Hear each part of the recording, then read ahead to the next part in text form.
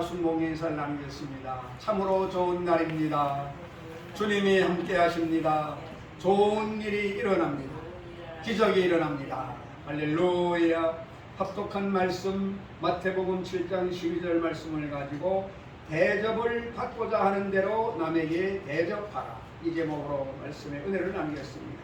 우리는 누구든지 남에게 인정을 받고 사랑받기를 원하고 있습니다. 하나님께로서도 축복받기를 원하며 이웃에게 대접받기를 원하는 것은 인지상정입니다. 어떻게 하면 그렇게 할 수 있겠습니까? 남에게 인정도 받고 사랑도 받고 하나님께 축복도 받고 대접도 받을 수 있는 삶을 살 수 있는 길이 있을까요? 공자의 제자 중에 자공이라는 사람이 있었습니다. 한 번은 자공이 공자에게 선생님, 우리가 평생 동안 실천할 도리를 한마디로 말씀해 주십시오, 그렇게 부탁했습니다. 그러자 공자는 자기가 하기 싫은 일은 남에게 시키지 말라, 이것이 바로 일생을 살아갈 삶의 모토라고 말했습니다. 소크라테스도 너 자신에게 괴로운 일은 남에게 시키지 말라고 말했습니다. 유명한 유대고 랍비인 힌헬 역시 내 자신에게 싫은 것은 아무에게도 하지 말라, 이것이 율법의 전부요 나머지는 해설에 불과하다고 말씀했습니다. 그러나 예수님은 소극적으로 나가지 아니하시고 한 걸음 더 나아가 적극적으로 말씀하셨습니다. 내가 대접을 받고자 하는 대로 남에게 대접하라고 말씀하신 것입니다. 이것이 바로 동서고금을 막론하고 인간관계에 있어서 가장 중요한 행동 윤리인 것입니다. 아브라함은 바로 이와 같은 하나님의 위대한 축복의 법칙을 사용한 분인 것입니다. 우리나라 볼펜의 대명사로 알려진 모나미 153 볼펜은 1963년 이름 없는 회사에서 만들어 당시 한 자루에 15원 했습니다. 이 볼펜이 나오고 난 다음에 임급병도 철필도 사라지고 폭발적인 인기를 얻었으며 관공서, 학교, 회사에 널리 사용되고 곧장 케이스 마크를 획득한 국민적인 볼펜이 되었습니다. 그런데 이 볼펜이 나온 유래가 있습니다.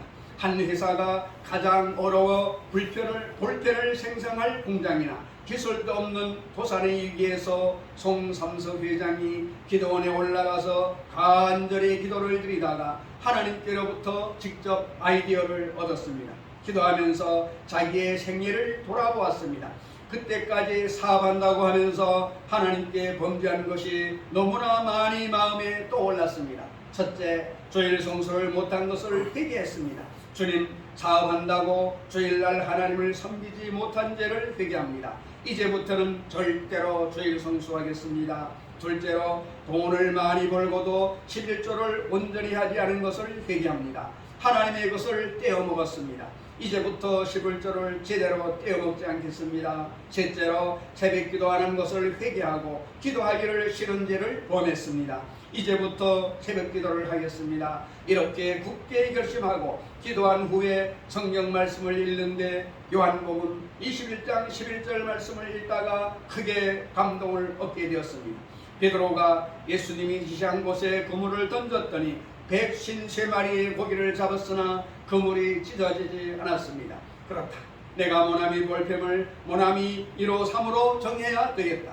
그러면 이 장사를 아무리 해도 그물이 찢어지지 아니한다, 망나지 아니할 것이다. 그래서 그는 기도원에서 내려와서 모나미 153이라는 이름을 붙여서 볼펜을 만들기 시작했습니다. 그는 기도하기를, 하나님, 전 세계 모든 사람의 손에 이 볼펜이 다 들려지길 바랍니다. 50억 자루가 팔리게 해 주시옵소서. 정말로 간 큰 기도를 했습니다. 50억 자루의 모나미 153을 팔게 해달라고 기도했습니다. 그런데 전성기인 1978년에 1년에 12억 자루를 팔았습니다. 다양한 필기류가 나와 주춤했으나 IMF 이후에 다시 뛰어 이제는 50억 자루를 팔 수 있게 되었다는 것입니다. 한 사람이 하나님 앞에 진지하게 회개하고 성수들 안 한 것 돌이켜 고백하고 11조 떼먹은 것 회개하고 자복하고 기도를 등한히 한 것을 회개하고 자복하고 하나님과 올바른 관계를 맺고 출발하자 하나님이 함께 역사하여 주셔서 크게 복을 주신 것입니다. 아브라함도 그의 축복받은 가장 근본적인 비결이 하나님 앞에 11조를 드리고 주의 종 제사장의 축복을 받은 것입니다. 주의 종 제사장이 축복하면 하나님께서 응답하십니다. 멜기세덱이 아브라함을 축복하고 난 다음에 하나님은 아브라함에게 나타나셨습니다. 창세기 15장 1절에 이후에 여호와의 말씀이 이상 중에 아브라함에게 임하여 가라사대 아브라함아 두려워 말라 나는 너의 방패요 너의 지극히 큰 상급이니라. 그리고 창세기 15장 4절로 6절에 여호와의 말씀이 그에게 임하여 가라사대 그 사람은 너의 후사가 아니라 내 몸에서 날짜가 내 후사가 되리라 하시고 그를 이끌고 밖으로 나가 가라사대 하늘을 우러러 묵별을 셀 수 있나 보라. 또 그에게 이르시되 내 자손이 이와 같으리라. 아브라함이 여호와를 믿으니 여호와께서 이를 그의 의로 여기시니라고 말씀하고 있는 것입니다. 아브라함이 축복받은 근본적인 이유는 하나님께 11조 드리고 제사장의 축복을 받았다는 것입니다. 11조를 자기 마음대로 떼서 이리 주고 저리 주고 하면 축복이 안 되는 것입니다. 11조는 하나님의 집에 드리고 주의 종 제사장의 축복을 받아야 되는 것입니다. 주의 종 제사장의 축복을 받으면 하나님의 복이 임합니다. 왜 그럴까요? 하나님은 제사장에게 축복의 권한을 주셨기 때문인 것입니다. 민수기 6장 23절로 27절에 아론과 그 아들들에게 구하여 이르기를 너희는 이스라엘 자손을 위하여 이렇게 축복하여 이르되 여호와는 내게 복을 주시고 너를 지키시기를 원하며 여호와는 그 얼굴로 내게 비치사 은혜 베풀기를 원하며 여호와는 그 얼굴로 내게로 향하여 드사 평강 주시기를 원하노라 할지니라 하라. 그들은 이같이 내 이름으로 이스라엘 가운데에게 자손에게 축복할지니 내가 그들에게 복을 주리라. 제사장이 복을 축복하면 그 복이 백성에 임하겠다고 주님께서 말씀한 것입니다. 주의 종 제사장이 가서 축복을 하면은 하나님이 그 축복을 받아서 복을 내리시는 것이구나. 바로 아브라함이 그러한 분이었습니다. 아브라함은 그의 11조를 하나님의 거룩한 제사장 멜기세덱에게 드리고 멜기세덱에게 복을 받고 난 다음 그의 생애 속에 하나님의 놀라운 은총과 축복이 임하시게 된 것입니다. 여의도 순복음교회 조기 목사님께서 오래전 덴마크의 흔행시에서 집회를 할 때 피터 목사님으로부터 놀라운 간증을 듣게 되었다는 것입니다. 덴마크가 불황으로 힘들 때였는데 피터 목사님 교회에 출석하는 한 성도가 건축을 하다가 파산을 당했다는 것입니다. 그런데 이분이 하루는 5만 크론에 한국 돈으로 약 1천만 원을 들고 와서 목사님 제가 여태까지 주님 중심으로 사업을 하지 않아서 이렇게 파산을 당하고 말았습니다. 지금 제게 있는 재산의 일과는 이 5만 크로네가 전부입니다. 그동안 인간의 수단과 방법을 다 동원해 보았지만 소용이 없었습니다. 이제는 이 물질을 하나님께 드리고 오직 하나님의 도움만 의지하겠습니다. 그러니 목사님이 제게 기도를 해 주십시오. 그래서 피터 목사님이 5만 크로네를 놓고 당신이 하나님께 물질을 심었으므로 하나님께서 응답해 주실 것입니다. 하나님이여 이분에게 복을 내려 주시옵소서 간절히 축복을 해 주었습니다. 그런데 3개월이 지난 후에 이분에게 기적이 일어났습니다. 이 성도님이 정부에서 주도하는 500만 크론의 상당의 봉사에 입찰했는데 자기보다 훨씬 나은 많은 회사들을 제끼고 이 사람이 공사 낙찰을 받게 되었다는 것입니다. 그 다음부터 하나님께서 그 성도님의 사업에 문을 열어주셔서 파산했던 사업이 다시 일어날 뿐만이 아니라 왕성하고 창대하게 복을 받고 이 피터 목사님의 교육사업에 큰 도움이 되었다는 간증을 듣게 되었다는 것입니다. 하나님께서 주의 종의 축복을 통해 자기 모든 것을 드린 그에게 능력을 베풀어 주신 것입니다. 두 번째로 아브라함이 복을 받은 이유는 부지불식간에 하나님과 천사를 대접했습니다. 아브라함은 대접하기를 원했었습니다. 대접하기를 좋아했습니다. 그러나 그 당시에 중동에서는 사람이 객으로 지나가면 나와서 그 사람을 집으로 초청하여 발도 씻겨주고 대접을 했습니다. 그 밤에 잘 자리가 없는 사람은 시중에 앉아 있으면 청에다가 집에서 잠자리를 제공해주는 그런 것이 습관이었습니다. 사람을 대접하는 것이 그들의 전통이었는데 아브라함은 더구나 손님 대접하기를 즐겨했었습니다.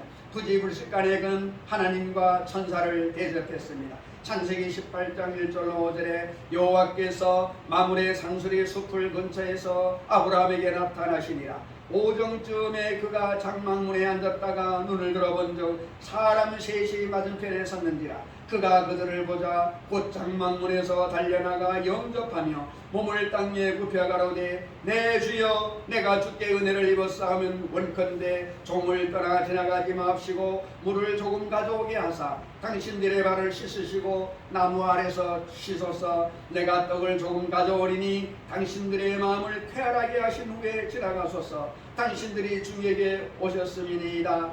그들이 가로되 내 말대로 그리하라. 처음에 이렇게 말할 때 아브라함은 그 세 분이 하나님 일행인 줄도 모르고 단지 나그네인 줄로 알았습니다. 하나님께서 두 천사를 데리고 사람의 모습으로 나타난 것을 아브라함은 꿈에도 몰랐습니다. 그냥 나그네인 줄 알고 그는 손대접하기를 즐거워하기 때문에 이분들을 청해서 대접하기를 원했습니다. 히브리서 13장 1절로 2절에도 보면 형제 사랑하기를 계속하고 손님 대접하기를 잊지 말라. 이로써 부지 중에 천사들을 대접한 이들이 있었느니라고 말하고 있는 것입니다. 아브라함은 정성 어린 대접을 했습니다. 창세기 18장 6절로 8절에 보면 아브라함이 급히 장막에 들어가 사라에게 이르되 속히 고운 가루 세 쌀을 가져다가 반죽하여 떡을 만들라 하고 아브라함이 또 짐승께에 달려가서 기름지고 좋은 송아지를 치하여 하인에게 주니 그가 급히 요리한지라. 아브라함이 버터와 우유와 하인이 요리한 송아지를 가져다가 그들의 앞에 진설하고 나무 아래 모셔 섬에 그들이 먹으니라고 말씀했습니다. 정말로 하나님과 천사 두 사람이 잡수셨습니다. 찰진 송아지로 요리한 것을 하나님은 기쁘게 잡수셨습니다. 여기에 아브라함이 대접하는 그 정성을 보십시오.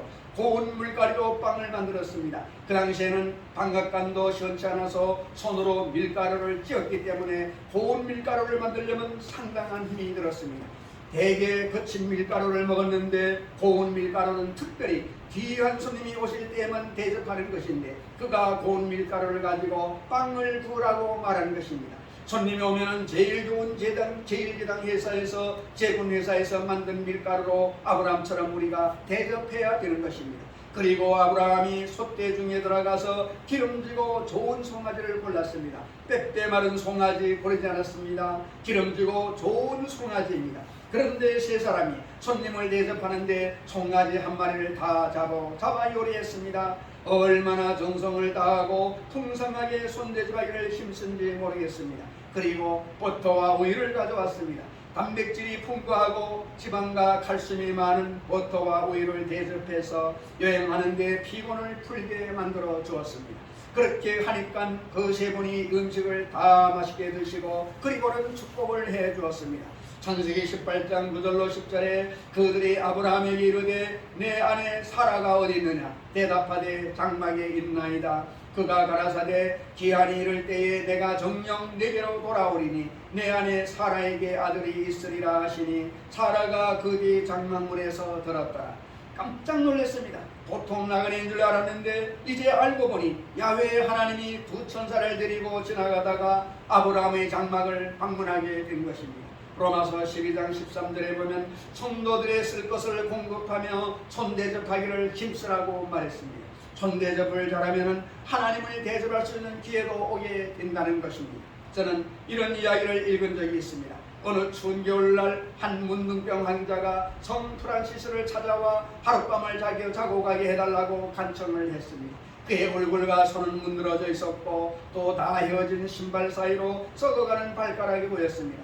그런데도 성 프란시스는 자신의 옷을 벗어 그를 감싸안고 집으로 들어갔습니다. 프란시스는 따뜻한 물로 진물 나는 그의 상처를 씻어주고 저녁 식사를 극진히 대접한 후 하나밖에 없는 방에서 그와 함께 잠을 잤습니다. 그날 밤 프란시스의 꿈에 하나님이 나타나셨습니다.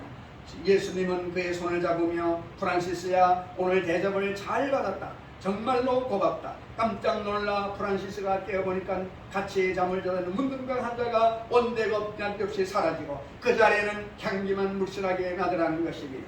바로 그는 문둥병 환자인 줄 알고 대접을 했는데 주님이 문둥병 환자의 모습으로 그에게 나타나는 것입니다. 이처럼 우리가 나그네를 대접하자 부지 불식간에 예수님을 대접하게 되는 것입니다. 현재 언제 어떤 모습으로 예수님이 우리를 방문하실지 우리는 알 수가 없는 것입니다. 그러므로 우리는 예수님을 대하듯 정성껏 나그네를 대접해야만 되는 것입니다. 가난하지만 독실한 신앙생활을 하던 노부부의 어느 날 꿈속에 주님이 내가 오늘 너희 집에 가겠다 계시를 주었습니다. 잠에서 깨어난 노부부는 너무나 기뻐서 설렘을 가지고 온갖 집안 청소를 다 했습니다. 먼지를 털고 거미줄을 없애고 마루를 닦고 깨끗하게 정리정돈했습니다.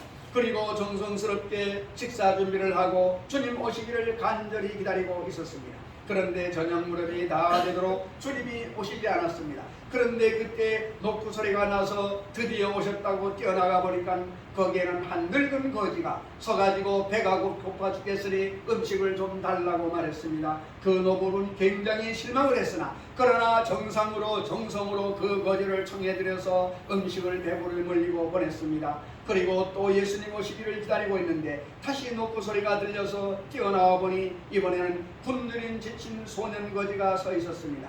노부부는 거친 소년을 배불리 먹이고 옷까지 입혀서 보냈습니다. 늦도록 기다려도 주님은 오지 않아서 노부부가 다시 지쳐가지고 잠에 들었는데 꿈에 예수님이 나타나셨습니다. 그래서 노부부가 말했습니다. 주님 오신다고 해놓고 왜 안 오셨나요? 주님께서 말씀하시기를 나는 오늘 너희 집에 2번이나 갔는데 왜 안 왔어? 한 번은 늙은 거지로 한 번은 소년 거지로 갔는데 너희가 나에게 따뜻이 대접해 주셔서 나는 정말 고마웠다. 내가 너희에게 반드시 갚아주마. 성경에는 내가 줄일 때 너희가 먹여주었으며 내가 목마를 때 너희가 마셨으며 내가 병들었을 때 돌봐 주었으며 감옥에 갇혔을 때 찾아봐 주었다. 주님 언제 우리가 그렇게 하였나이까? 너희 이 지극히 적은 소자 중 한 사람에게 한 것이 바로 내게 해준 것이라고 주님께서 말씀하신 것입니다.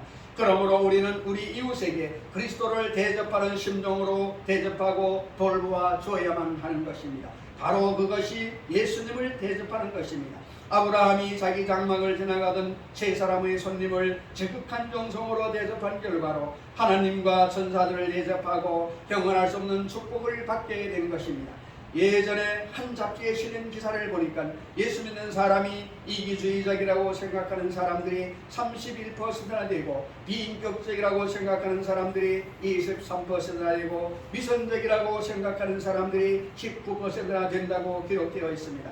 이처럼 안 믿는 사람들은 우리 예수 믿는 사람들을 부정적인 눈으로 보고 있다는 것입니다. 이와 같은 결과에 대해서 우리가 가슴 아프게 생각해야만 하는 것입니다. 우리는 그리스도를 대접하는 마음으로 이웃의 따뜻한 손길을 내밀어 주었으면 오늘날 불신의 사회가 우리 예수 믿는 사람에게 이와 같은 부정적이고 비판적인 판단을 내리지 않았을 것입니다. 세 번째로 아브라함이 복을 받은 이유는 그에게 가장 귀한 것을 하나님이 원하셨을 때 그 말씀에 순종한 것입니다. 내 아들 내 사랑하는 독자 이삭을 제물로 드리라고 말했습니다. 창세기 22장 1절로 2절에 그 일 후에 하나님이 아브라함을 시험하시려고 그를 부르시되 아브라함아 하시니 내가 네게 지시하는 한 산 거기서 그를 번제로 드리라. 이것이야말로 정말 감당하기 어려운 것입니다. 어느 일본 목사님이 설교를 하시면서 아브라함에게 하나님이 외독자를 바치라고 했는데 아브라함은 순종했으나 자기는 딸이 둘이 있는데 그 중에 하나를 바치라고 하면 도망을 치고 말겠다고 설교했다는 것입니다. 일반 사람들은 그렇게 말할 것입니다. 어떻게 내 자식을 불로 태워서 드릴 수가 있습니까? 못하겠습니다. 그러나 아브라함은 자기에게 가장 귀중한 독자라도 하나님 명령에 대체할 수는 없습니다. 아브라함은 절대 순종했습니다. 창세기 22장 3절에 아브라함이 아침에 일찍 일어나 나귀의 안장을 지우고 두 사환과 그 아들 이삭을 데리고 번제에 쓸 나무를 쪼개어 가지고 떠나 하나님이 자기에게 지시하는 곳으로 가더니 그렇게 말씀했습니다. 히브리서 11장 10절에 아브라함은 시험을 받을 때에 믿음으로 이삭을 드렸으니 저는 약속을 받은 자로 돼 그 독생자를 드렸느니라고 말씀하고 있습니다.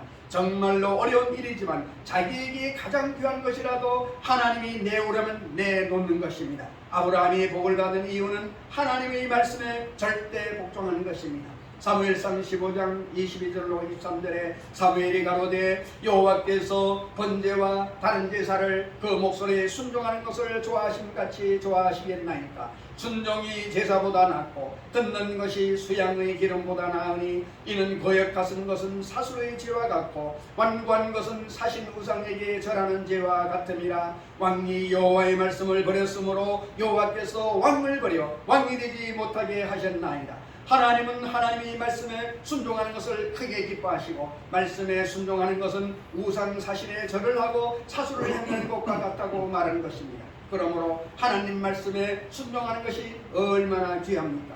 아브라함은 그 외독자 이삭을 데리고 모리아 산에 사흘길을 걸어가서 산에 올라가서 제단을 만들고 장작을 펼쳐놓고 그 아들 이삭을 장작 위에 얹어놓고 발로써 목을 밟고 칼로써 그 경병망을 끊으려고 했었습니다. 창세기 22장 15절로 18절에 보면 여호와의 사자가 하늘에서부터 두 번째 아브라함을 불러 가라사대 여호와께서 이르시기를 내가 너를 가르쳐 맹세하노니 네가 이같이 행하여 내 아들 내 독자를 아끼지 아니하였은즉 내가 네게 큰 복을 주고 내 씨로 크게 성하여 하늘의 별과 같고 바닷가의 모래와 같게 하리니 내 씨가 그 대적의 문을 얻으리라. 또 내 씨로 말미암아 천하 만민이 복을 얻으리니 이는 내가 나의 말을 준행하였음이니라 하셨다 하니라.